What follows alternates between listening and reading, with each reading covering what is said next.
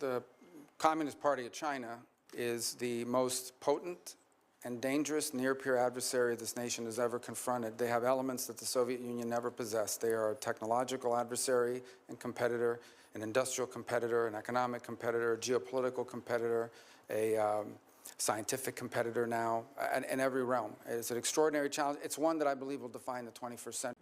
We welcome the Chinese Communist Party into the global order, and they took advantage of all of its benefits, and they ignored all of its obligations and responsibilities.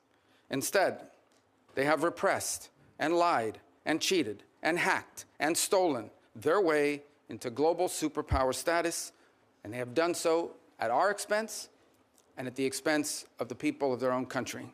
The Chinese believe that the United States are a great power in inevitable decline and that they are an inevitable rise. Now, they already are. They're going to be a rich and powerful country, and we're going to have to deal with them. The danger is that because of our own actions, in many cases, a dangerous imbalance is built up in that relationship.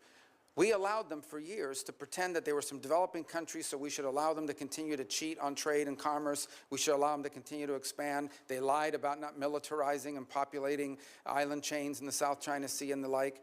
We allowed them for years, before we got serious about it, to conduct grotesque human rights violations against Uyghur Muslims, as an example. One of the most horrifying things happening on the planet.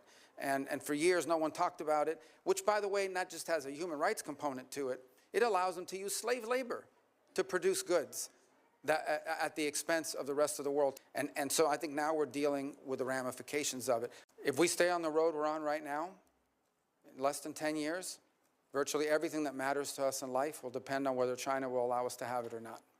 Everything from the blood pressure medicine we take to what movies we get to watch, and everything in between, we will depend on China for it. That's an unacceptable outcome.